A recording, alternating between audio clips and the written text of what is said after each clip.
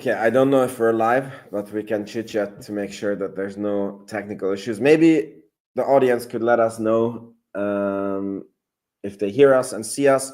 Matt is fixing his makeup. He was too embarrassed to come before his full makeup was done. So he's working on turning his camera on when he's ready. But Scotto, how was your week? It was a good week. Can't complain. Portfolio's doing pretty well. I think kind of across the board.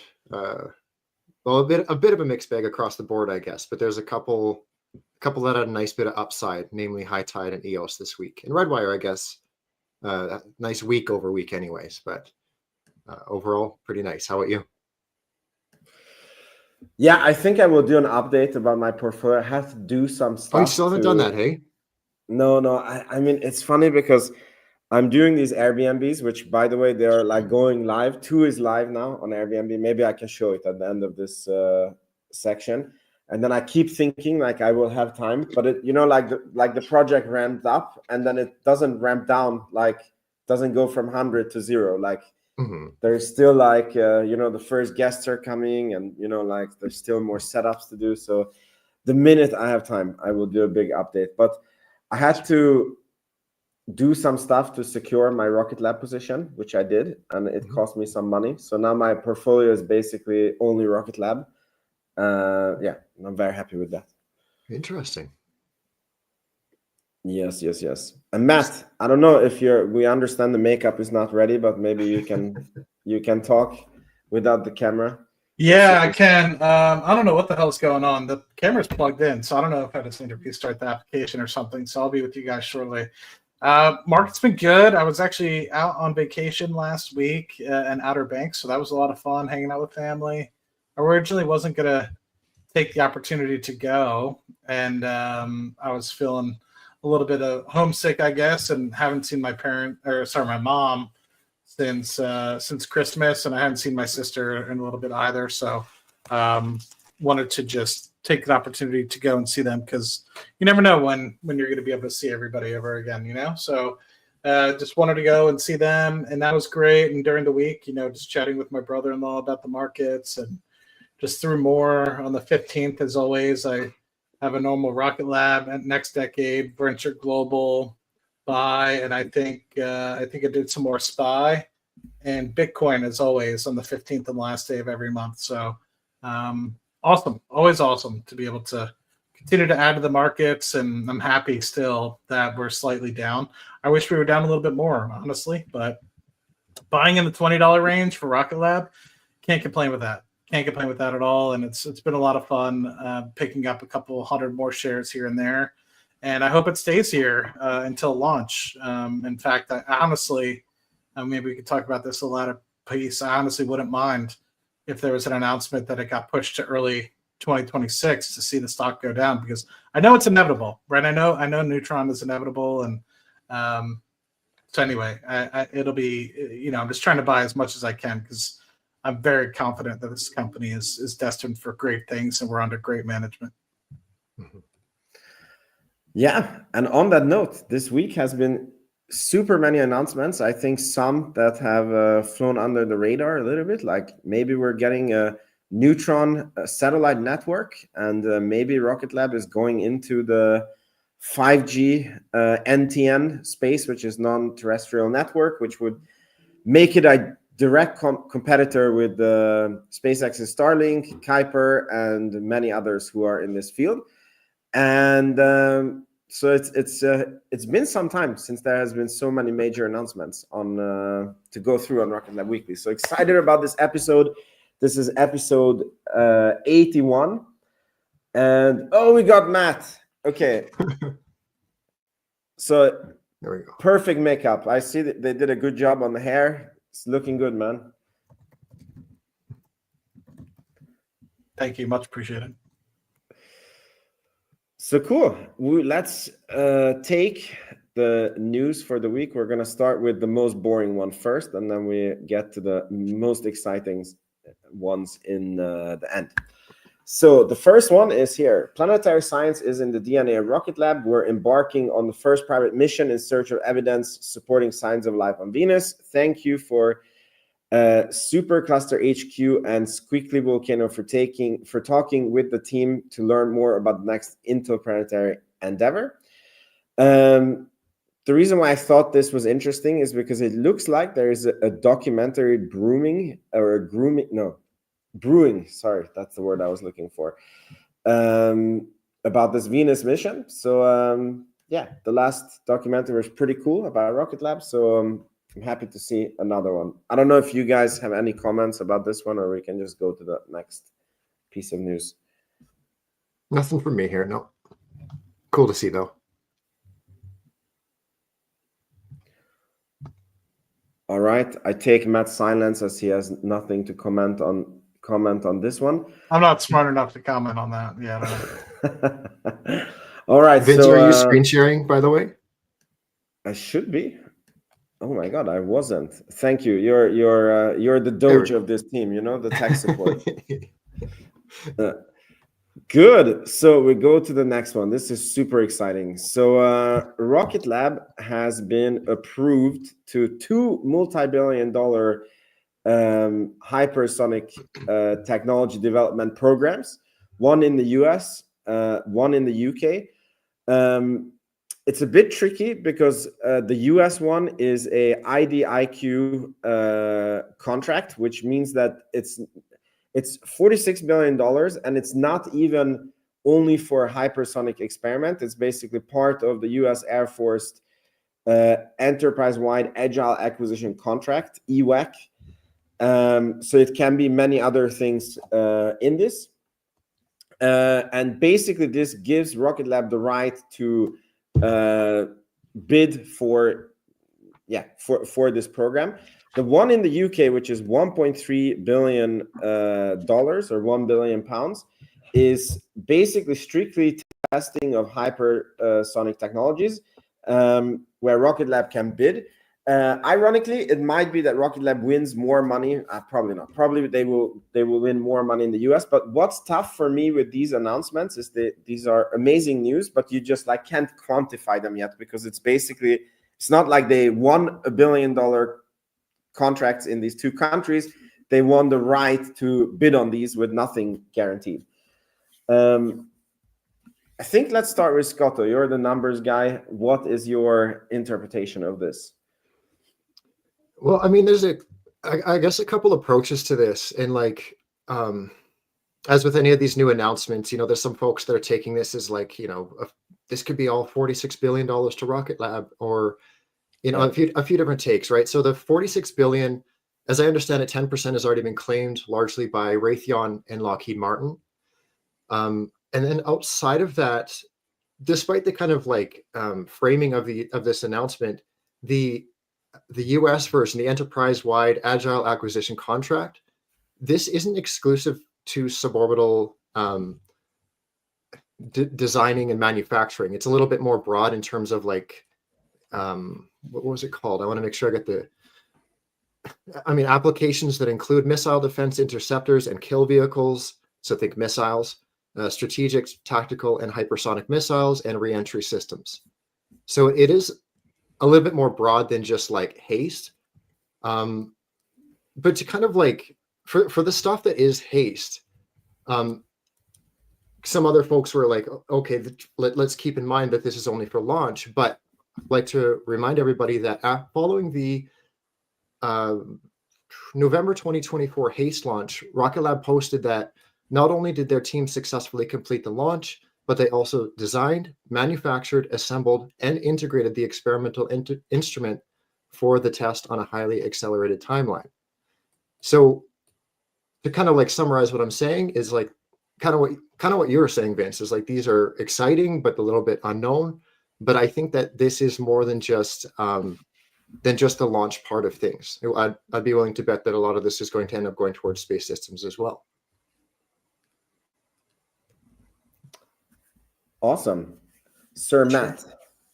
Well, I think it's important. We've talked about this in the past, the ability for the HASTE program or hypersonic technology from Rocket Lab to be able to be utilized globally and not necessarily launched specifically at the Virginia Wallops Island location.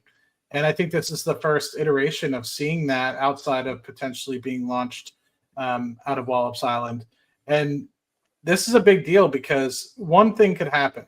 The UK can continue on their current program, which I believe is to get hypersonic vehicles on the pad by 2030, or they can farm it out to somebody like Rocket Lab that is an international partner for not only New Zealand, Australia, Japan, now the UK, and be a grander part of, I guess I don't want to say NATO, but I guess it kind of would kind of feel that way in a sense. And apologies, I'm not the best at geopolitics, so you can crucify me in the comments if you'd like. But to me, I think this is going to be a step in the right direction for any country that is a partner with the United States or allied with the United States, and doesn't necessarily have hypersonic technology at all at the moment. And we also recognize the, I guess, lack of speed that the European Space Agency has had with the ability to launch vehicles.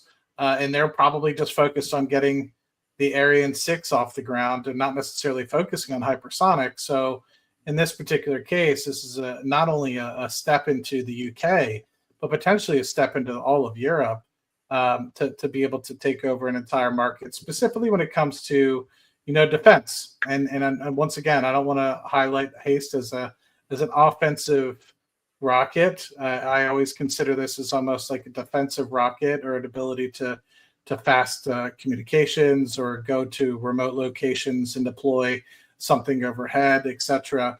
But anyway, I just think that this is a phenomenal opportunity, and it's the first of many, in my opinion. And we will see more and more happening, I anticipate, over the coming years. One comment that I see that I forgot to cover as well, Matthew Beatty is asking if there are any other companies that have been onboarded to these programs. The answer is absolutely. There are 122 vendors for the 46 billion, the US portion of this. So Rocket Lab is one of very many for this this particular pool. The UK one, that's quite interesting because that's more specifically hypersonic. And Curtis has joined someone's membership. Maybe Scotto, did you start a membership? Maybe I finally got it set up. Ah, nice. Okay, so people, you can officially become members now with Scotto.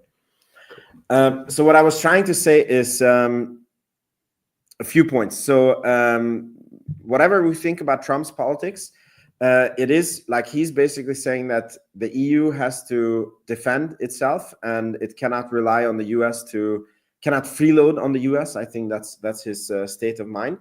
And obviously that will result in these countries having to in-house their own space capabilities. And because their space capabilities is non-existent, it's very convenient to go to a neutral third party like New Zealand to get some help. So this could be, the fact that they were onboarded into the UK system, like, a sign of many more countries to be onboarding Rocket Lab for different cycles.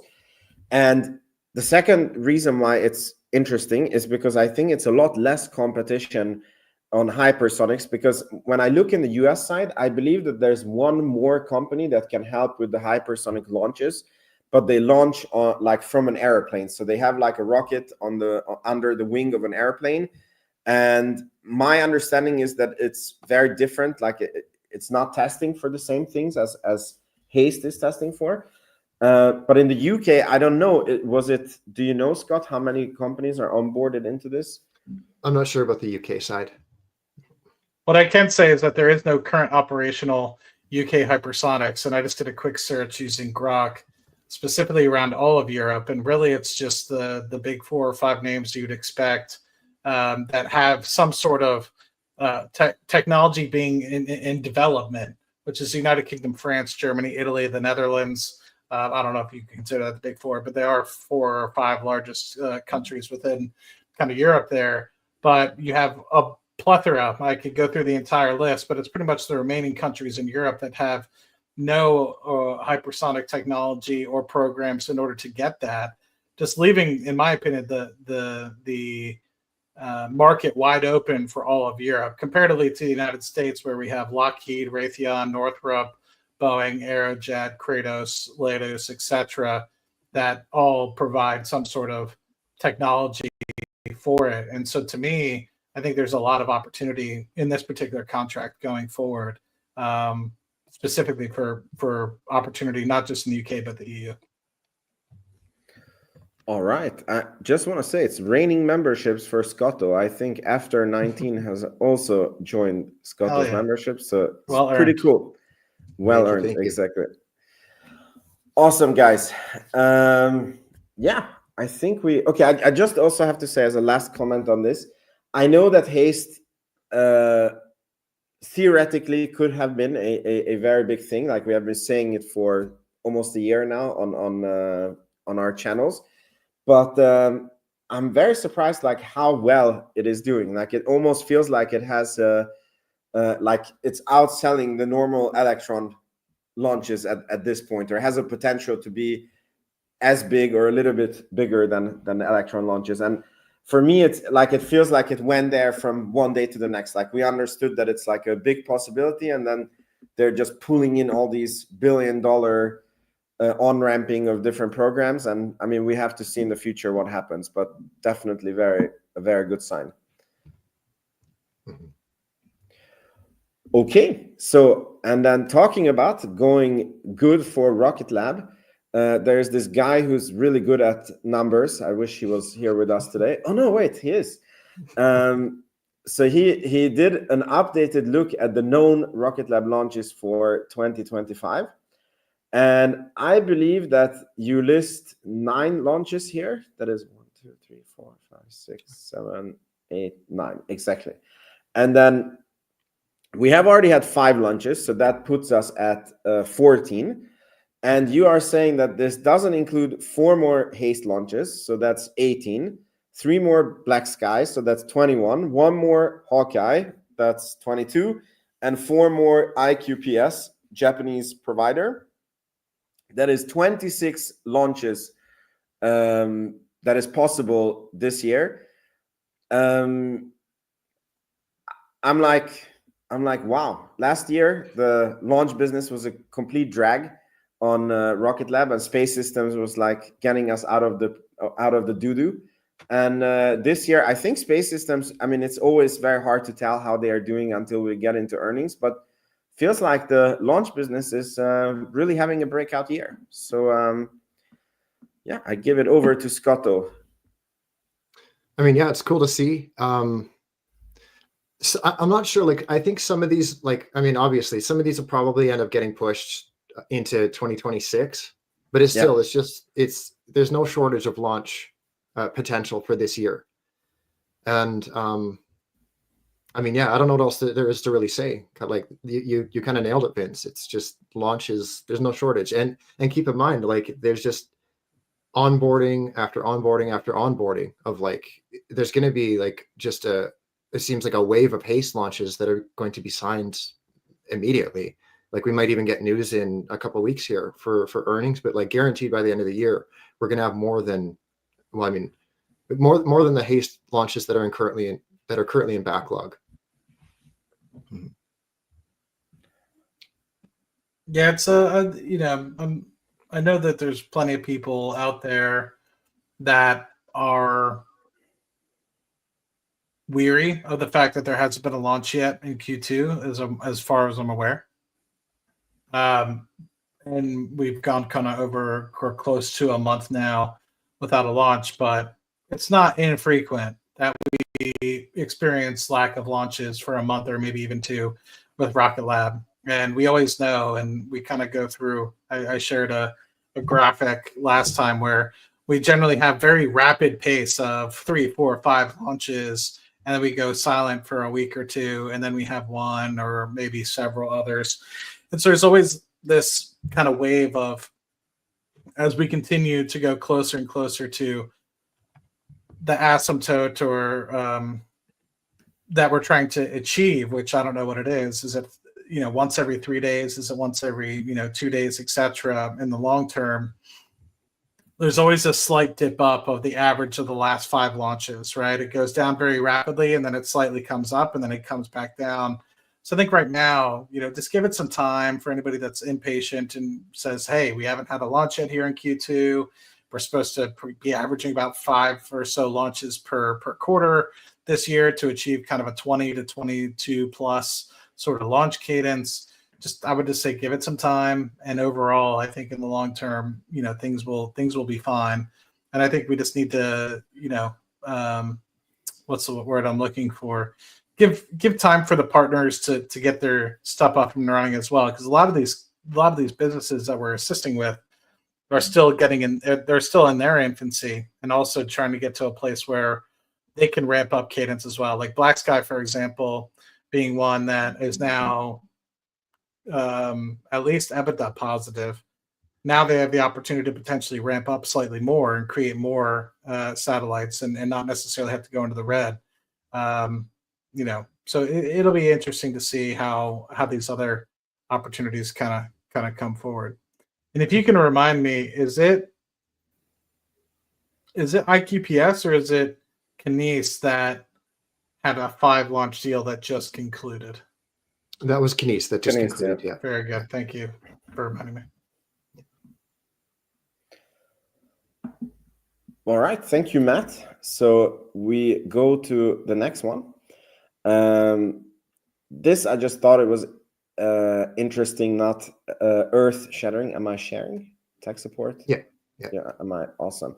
So Caltech recently presented its plan in collaboration with JPL and CNES for a mission to Apophis, probably butchered that one, a near-Earth asteroid slightly larger than the Eiffel Tower, which underwent its own city-killer collision scare back in 2004, similar to the recent hubbub around 2024 YR4.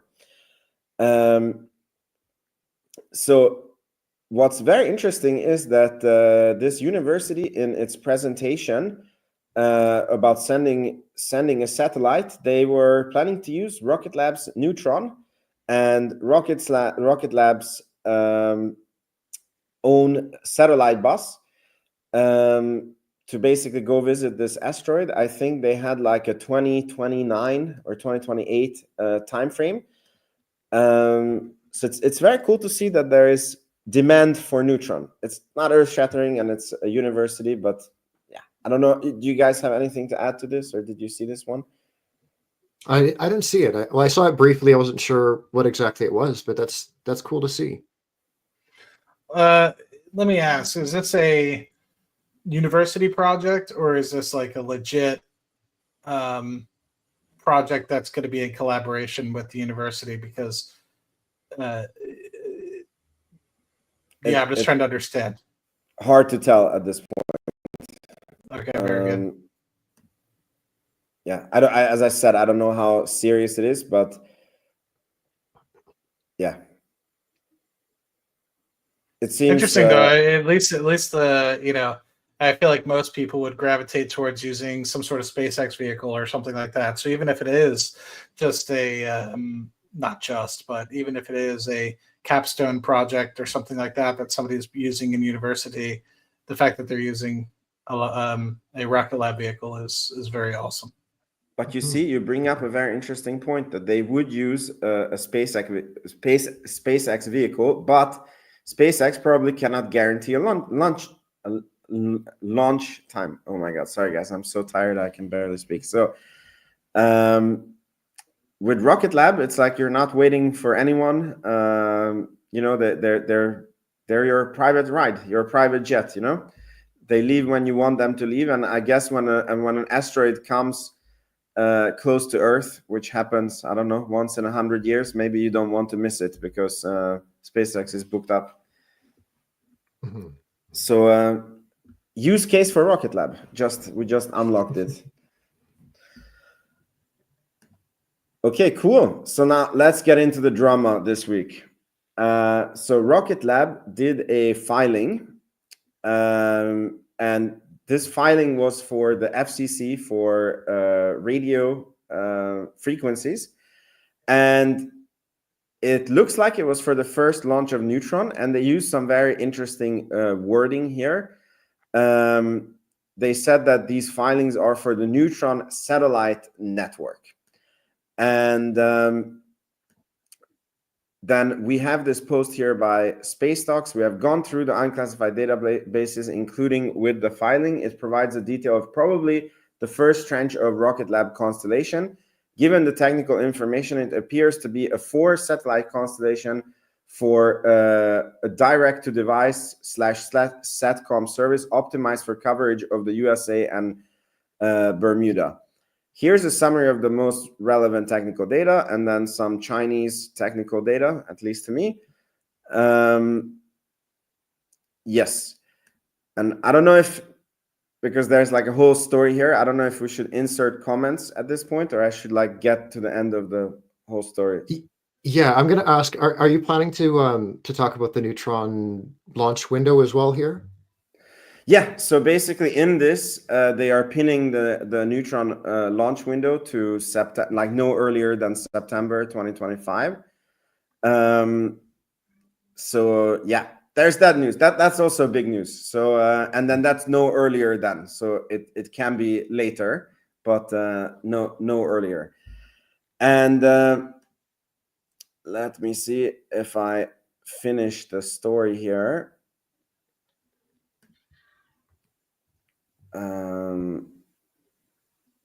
Basically, the point is that Tran answered this tweet with a lot of also technical data, and his very educated guess seems to be that this FCC license is for Neutron's actual second and first stage, so that they can communicate with it. So, and then later on, the space activity said that yeah, he's probably right, and they're not going to launch a satellite network into space.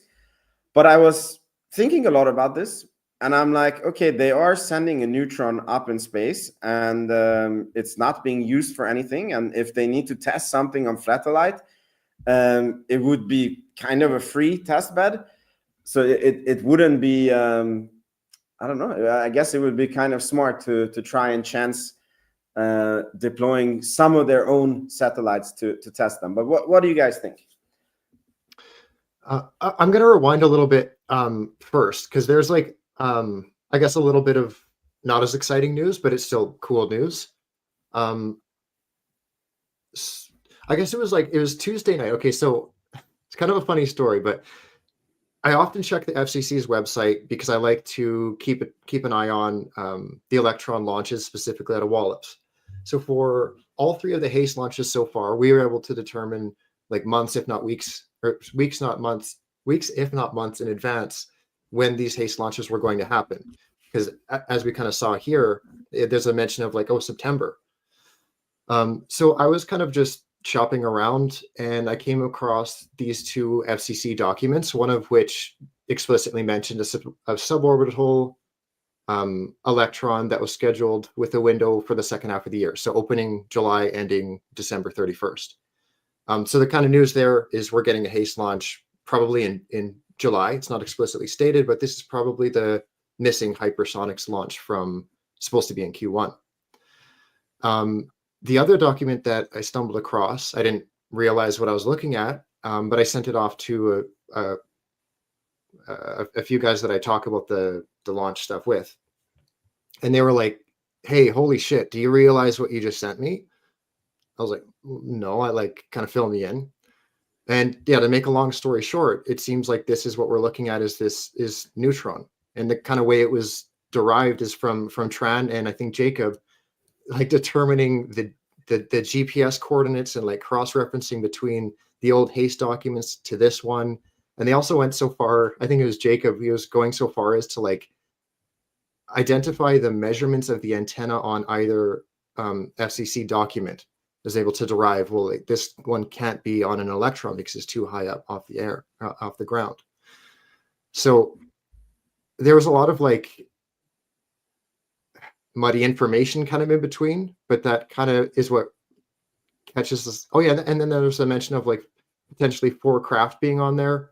Well, I think more specifically, it was 4 different orbital paths, if you will. But again, this is in my limited knowledge. I don't think they could all be met within one specific launch. So I'm not sure if that was kind of like a rough guideline. Because, like, for example, there was one orbital path that was like the typical low Earth orbit, like 500 kilometers, but there's another one that was for 2,500. So I'm not sure if they're going to try to get something up there and then really send it far out, or if that's even possible. But a lot of cool information, but nothing. I mean, I don't want to just say it's like a nothing burger, but like a lot of cool information and a lot of probabilities out of here. It's going to be exciting to see which of these items is legit and which were kind of more just Rocket Lab kind of covering themselves in case they want to change plans last minute. So hopefully that answers your question. I mean, for me, the only thing is like, why call it Neutron Satellite Network? Like the naming, like, because I hear everyone on these technical data. It's just, I don't get like, or do they like sit with a coffee that they're sipping at home and, oh, this is going to start some interesting conspiracy theories. And then they have a coffee and they just open Twitter and I don't know. But Matt, what's your take on this? Specifically, why they would call it Neutron Satellite Network, or the whole thing? Yeah. Like, why would they call it Neutron Satellite Network, and why not the Neutron first stage and second stage? And I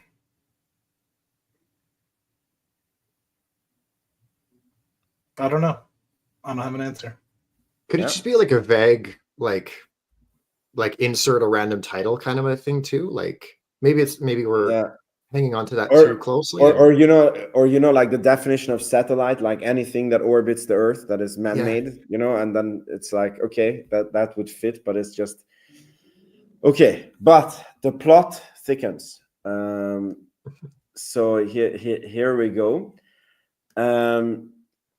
So there has been an interview given by Richard French, who is this guy.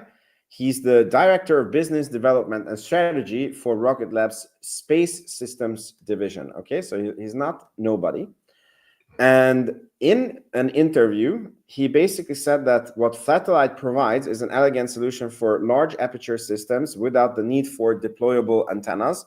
So 5G, non-terrestrial network, is a great example of a commercial application. That's what's exciting about that opportunity, Frank says. This is an imminently scalable consumer application. We are seeing that a lot of the minimum viable constellation are in the 150 to 200 satellite range. So yeah, you don't need a mega constellation to address this 5G NTN networks opportunity. And French also said on the Mynaric acquisition, our intent to acquire Mynaric gives us the tools to create optical mesh networks in space, which are going to be really important for the architecture looking forward, he says. There is also some other clues, but it definitely seems like Rocket Lab is really flirting with the idea of this providing 5G from space. The clocks, there is still more information about this, but did you guys see this? How credible do you think this is, and does it tie in with maybe this Neutron satellite network?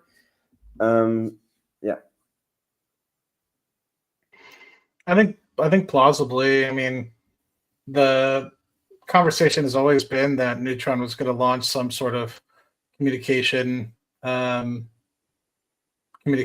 constellation. So I think it's gonna be kind of in tandem with each other. Yeah, I agree with that. Yeah, the 150 to 200 satellite range, I find that really interesting. Not really surprising, but cool. Yeah. Okay, so let's thicken the plot here. So Tim, our beloved friend who betrayed us all with Rocket Lab and went over to ASTS. So he says, try to do a back of the envelope calculation what it would cost Rocket Lab to launch direct to device full constellation, but the company is very tight-lipped about Flatelites specs. So here are some educated guessing. According to French, which is this guy in that we just read about, these constellations would at least need 150 to 200 satellites, which will also be true for Rocket Lab. Also, the satellites will be likely fairing constraint, not mass constraint. To be conservative, I think they can at least stack 16 per launch, meaning at least 12 launches are needed for full constellation. Eternal cost, assuming 50% margin, I round it to 30 million. To calculate the Flatellite costs, I use MDA's Aurora platform recent global star deal as proxy, since those two are also direct to device. More than 50 sets for in total 768 million, meaning the sales price of roughly 15 million per satellite. Assuming 25% margin per satellite amounts to 12 million production cost for the satellites. Since Rocket Lab is a master in doing things cheap, I assume 8 to 10 million per satellite. So that is a back of the napkin math. And 100 satellites at 10 million a pop is $1 billion. 200 satellites at 10 million a pop is $2 billion. And last I checked Rocket Lab's balance sheet, they did not have this kind of money on it. However, me as a shareholder, I kind of feel happy that they're going in this direction, because I feel that the internet is like a proven business in space. You're not guessing if there's going to be customers, like, of course, you're still guessing what your market share is going to be, what your pricing is going to be. And it's super scalable. It's not like Earth observation. So if this is successful, Rocket Lab's market cap is going to shoot up to the sky. But yeah, so there's two other shareholders here. Do you guys think that, because this would mean capital raises, dilution? Yeah, like to hear your guys' thoughts. Just to kind of, well, I was going to say push back, but I wouldn't even call it that. As Neutron is arriving at this minimum viable product launch, we can expect, more block upgrades over the next year or so. And then after that, it's kind of smooth sailing in terms of like additional CapEx and R&D for Neutron development, short of like building a new pad somewhere else. But that's, I guess a problem for another day. If this constellation is going to cost this much, it's also worth considering how long it would take for Rocket Lab to deploy this, because what did he arrive at? Like $1 billion right now for the full build out, was it roughly? No, he actually, if you read it, he goes into like how they would have to partner. I didn't want to read everything, but he thinks that they would have to get a 50-50 partner so that they have a global spectrum. And then they would have to team up with MNOs, which is, what was that again? I think it's major network operators like Telia. What else? What is there in the US? Network provider. Okay. Yeah. Because like $1 to $2 billion right now. That seems, I mean, that is a lot of money. It's like twice what Rocket Lab has on the balance sheet. But if you consider that this is going to be over like half a decade probably to deploy, like that's kind of best case too, right? Yeah. The like what Rocket Lab will ideally be generating at that point too, that can fund towards the back half of that constellation build out. So it like if you bring all the numbers like and show them at face value, yeah, but if once you kind of bake that in over time, I don't think it's quite a concern. Also, I'm not sure if that do you mind scrolling up? It was 150 to 200 satellites, was it? Yeah. Because that's I'm not sure if Richard was mentioning that to be like somebody's approaching Rocket Lab and saying we need this many satellites, because there was a mention, I think, from Adam Spice, they're only planning to do like a dozen to 100, I think, satellites. Or Yeah. dozens to hundreds, I think was the quote. And so, I mean, still, like the hundreds could, of course, mean the 200 that we see here, but could be a lot smaller, and it could be like scaling up over time as capital's available too. Yeah. So he's saying here, Tim, that the initial service could start at 64 to 80 birds in the sky, which would take 4 to 5 Neutron launches, which is again like incredible time. If this is true, it means that my valuation is wrong and I was too bearish on because they're like keep pulling forward certain things, and yeah, this space infrastructure is a lot bigger opportunity than what I was thinking with, for example. And just to pick apart that last line as well, the 4 to 5 Neutron launches being 28 territory, assuming the 135, a few of those launches have already been claimed. And I like, probably even by the time we get, well, hopefully by the time we get earnings in a couple of weeks, maybe one or two more of those have been claimed too. Yeah, the one for sure. The 3, like 2 is claimed from the 3 already. That's the 2 confidential customer. And what is that? That's 2026. So maybe they can launch 1 Neutron for themselves. And then in 2027, the 5, if they take 2, and then like in 2028, if they take, I don't know how fast they can reuse Neutron. They did say that they want to use half Neutron launches for themselves.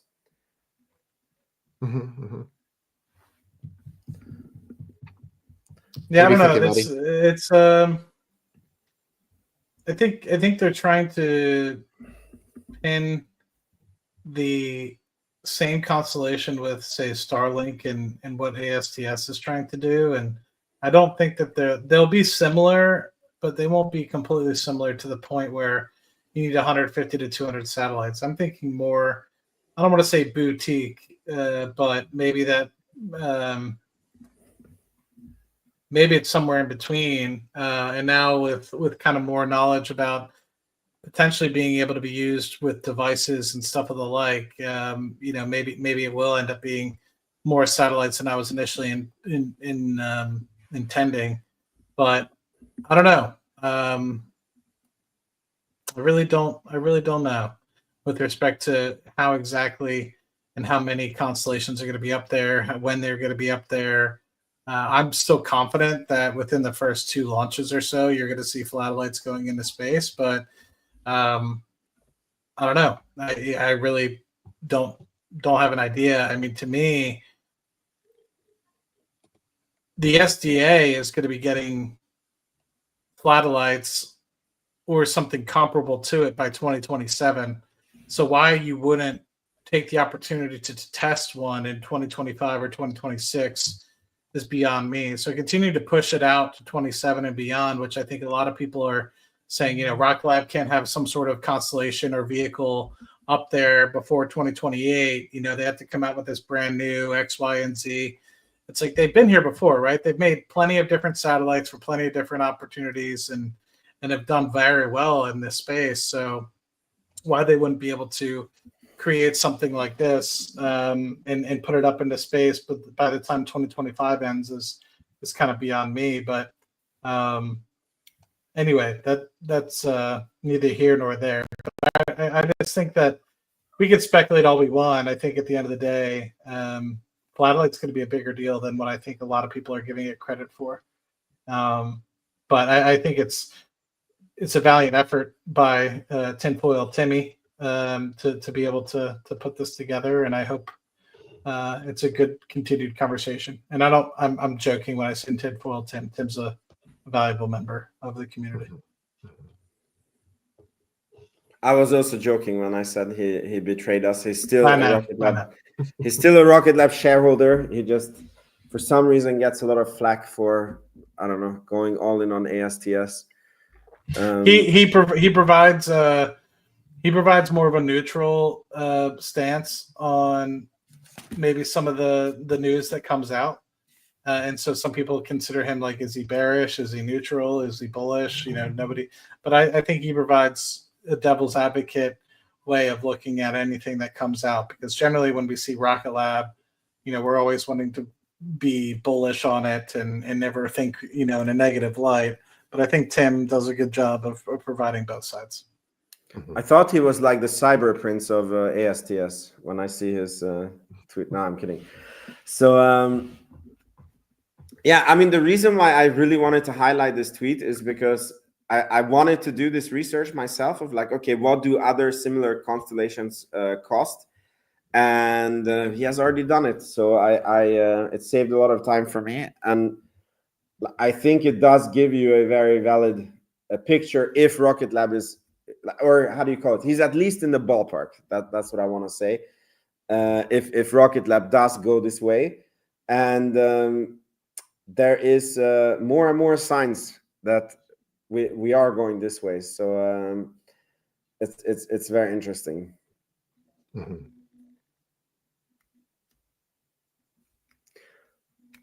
All right.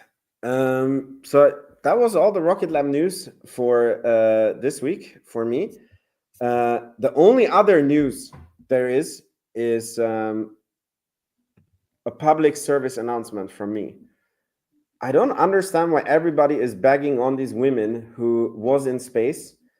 I mean, like half jokingly and half not jokingly. I thought we were all team space, and you know, the fact that people can not train years and just hop on a ride and they can experience space and come back. I think it's just a testament to how far we have maybe come into the space age. And yeah, if a man wants to pay, I don't know how many millions to get 20 minutes away from his wife, I'm happy he can do it. Sometimes I want to do the same with my wife, but don't have these kind of finances. So what is your guys' take on these? Are these women astronauts? Do you think that this was a cringe fest, or people should just leave them alone?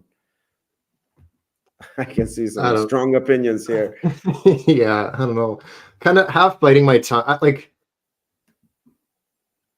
I guess a little bit, I don't know, bitter is the word, but like the difference in like how much attention the satellites that were abandoned in space got compared to this 11-minute joyride is a little bit funny. But like I always felt like kind of weird about the New Shepard launches, not only because it's like a joyride, for lack of a better term, but like I remember it was when Virgin Galactic, I think it was 2021, they sent those 4 folks up. For those unfamiliar, it's like a 2 planes kind of connected, and they have that other unit in the middle. The plane goes up in the sky, sends off the launch vehicle that does like a big backflip into orbit. And that goes 80 kilometers above the Earth. And then, it was like maybe a couple of weeks or a month after, Blue Origin had their first successful New Shepard launch.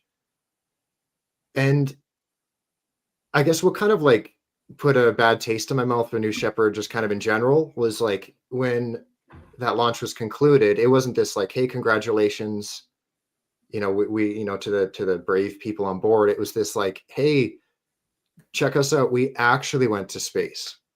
And for those unfamiliar, the Virgin Galactic going to 80 kilometers does not technically pass the Kármán line, which is like the accepted, you're now in space zone, whereas the New Shepard does. And I just thought that was kind of like like be proud of your achievements, but not like while doing this to like the next guy in line. It felt like it's just such like a cheap shot and just so unnecessary. So it's just kind of tainted the New Glenn or the New Shepard experience as a whole. But as far as these ladies going to space, I don't know.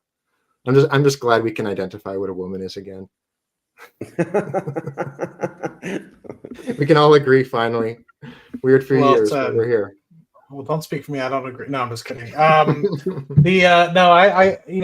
can call it whatever you want. I see where Vince is kind of going with this, and not the women part. I agree with you wholly. Yes, I'm very, very much on board with that. But the astronaut piece, I'm kind of sitting there and being like, the lines are always going to be blurred. And I think what's true, and I think it's valiant, is a great effort by, I don't know why I drew a blank, by Blue Origin to be able to put a specifically woman cast up into space. I think is awesome. And I think that that's something that we need to see more of. And, you know, because I think eventually what we're going to see is we're going to see, you know, we're not going to be debating whether or not they're passing the Kármán line or not. I think we're actually going to have more unique space tourism where people are able to go up for much longer periods of time. And within several decades, we'll have space hotels where people can actually stay. And so what constitutes an astronaut? I don't necessarily know. I'm not an expert when it comes to that. But I think, you know, what I do know is at this point, it's the lines are always going to be, you know, are they an actual astronaut? Are they a tourist? Are they what have you? I think it's only going to get more blurred as we continue in the next 5 to 10 years. And so, you know, to me, I think this is awesome to see that, you know, you have the opportunity to put people into space and give them this opportunity, whether it's through Virgin Galactic, whether it's through the New Shepard from Blue Origin. You know, I think in the next 5 to 10 years, we're going to see much more of it. And, you know, I really don't care what people call themselves. I just care, you know, when it comes to astronaut or a space tourist, what have you. What I hope is that Blue Origin continues to get the New Shepard vehicle in a state where they can go much further with it, and that New Glenn also has the opportunity to provide new opportunities for people as well in the future. And that's what I'm more concerned about. I'm not going to get lost in the details about what is an astronaut, what is not an astronaut. All I care about is propelling the industry forward, and that the competition between each company continues to excel. And what I don't want to see is what we've seen over the past, let's just say 30, 40 years with the Department of Defense. And a lot of what Palantir preaches, which is everybody had so much margin that they didn't necessarily want to continue down this path of continue to innovate and make things better, make things cheaper, make things more affordable. And we get into some place of stagnant sort of costs where it basically limits the amount of forward progress that we have. And so to me, I think this opportunity is another place where we're continuing to see space costs go down. I think this is what New Shepard number 28 or 30 or something like that. So they're doing well to continue to really kind of get into that space of being able to put more frequently people in the air. And I hope that allows them, I don't know if it costs money to do this or what have you, but at least gives them a little bit more visibility and opportunity to continue to progress. Because regardless of whether or not you think that, you know, this is fully funded by, you know, Jeff Bezos or whatever, Blue Origin, I think, is doing a phenomenal job of at least getting things to the pad, and fingers crossed that we'll see New Glenn 2 launch here pretty soon. And hopefully that carries a Rocket Lab vehicle called Escapade to Mars.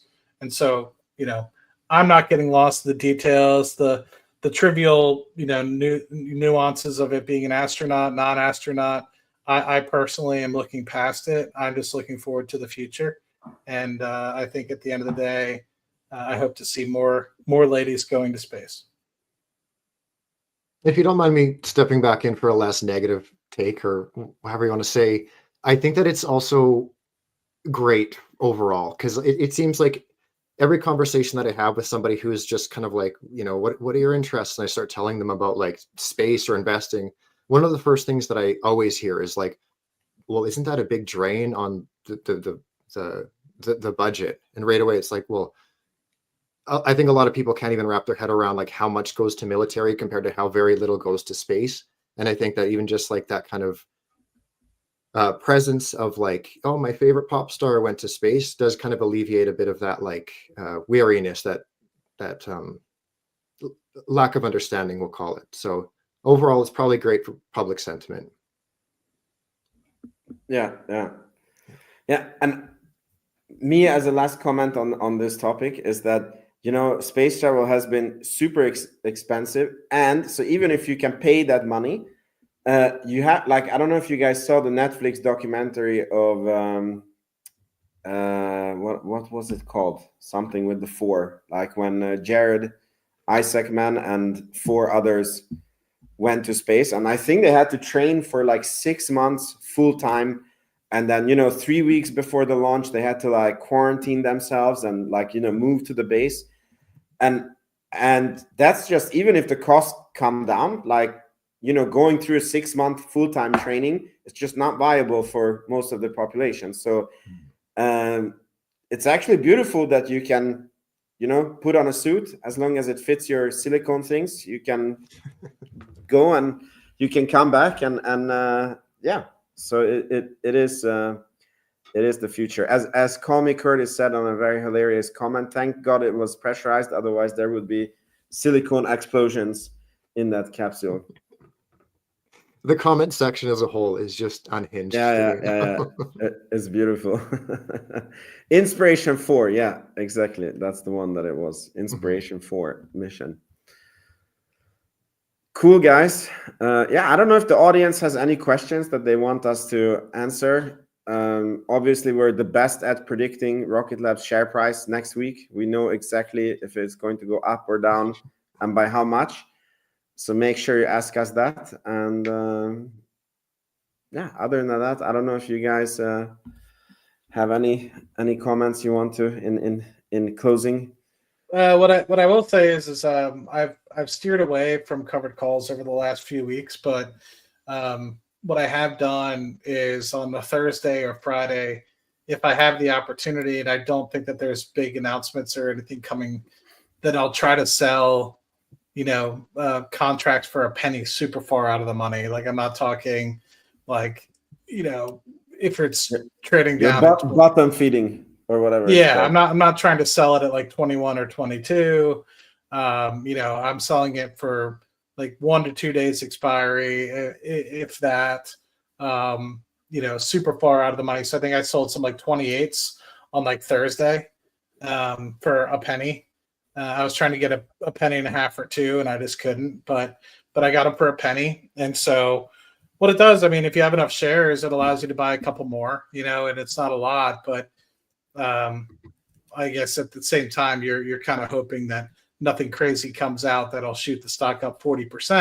But that's the thing, it is 40% up compared to the current stock price. So, at least it gives you some insulation. So next week, if things really are, that crazy, I just don't think that it's going to be called away. It's something like that. But as always, you run the risk of something like that being called away, and do what's right for you, not because I'm doing it, but because you think it's right. But I think that, with having, over 20,000 shares, being able to write something at a penny is $200, and that allows you to get a couple more shares. And, like I said, it's super far out of the money. I'm not doing it at like 22 or $23. So.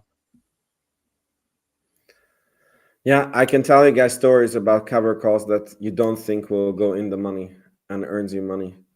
It's expensive when it doesn't go your way. Yeah, but I mean, I think you're doing it very safe, to be honest, because you're doing it like just a few days and so out of the money, and yeah, you're just like if you would write those cover calls, I guess on like more aggressive and like more like a little bit longer and closer to where the price is today, like you could be making like thousands, if not tens of thousands of dollars per month, I think. But then you're running the risk of the shares being called away. Right, Matt? Pardon, what was the question? I was reading something. No. I'm saying that like you're playing your cover calls very, very safe. And then if you would be like playing them like a little bit longer and closer to the strike price, like you could be earning tens of thousands of dollars per month. Oh yeah, no, I'm trying to be, very conservative, and some people might call me stupid for even trying, but I'm talking 35-40% out of the money and 1 to 2 days left of expiry, so not weeks. Yeah. Very little risk that you're taking there. Okay, cool. We have one question here by Call Me Curtis. Please take the silicone off the screen. Okay. I'm taking off the silicone. 1, 2, 3. No, I was just kidding. Okay. So, when will the Mynaric deal close? Any news on that, guys? I'd say ideally we get news on earnings, and I think more realistically we get news by middle of the year, but that's just shot in the dark. Yeah. No idea. All right. How does your poor dad's heart deal with this carnage at the moment? It's very funny. He called me probably at the bottom that he's like, we have to do something. The market is falling. And he normally like never texts me. And I felt this, like he wasn't saying that we should sell everything, but he was saying, and I have to be like, calm down. And then literally like the next day, Trump put the 90-day tariff, and then everything was like 20% up. And I sent him a picture, and I'm like, yeah, this is why you don't panic. So it's so interesting. Like my dad never talks to me about the stock market, but then the one day he does, it seems to be the bottom, you know, when he freaks out. Okay. How long will it take for revenue to come from space applications? I mean, that is the $1 million question. If you are more bullish than Wall Street, and you're right, you're going to make a lot of money. If you're off and Wall Street is off, then we're going to lose a lot of money on the or not earn as much on the stock price appreciation as we want. When is the best earnings date? I think it's May 7th. I think it's when is the next earning, not the best earning date, but yes. Is it May 7th? Just double checking. May 8th, sorry. May 8th. Yeah. Okay, here's the most important question. I want to know when Matt is going to strip for us again. I think Matt's answer is anything for the right price, Francisco. Very true. Anything for the Okay, right cool. price. Okay, cool. Well, this has been an amazing episode. I really enjoyed it. Thank you guys for being here. And thank you for the audience for being here. And yeah, may the skies stay blue and your stocks stay green. I'll see you guys next week. See you guys. Thank you all. And happy Easter for those who celebrate, by the way. Yes, happy Easter. All right. Ciao, ciao. Thank you all.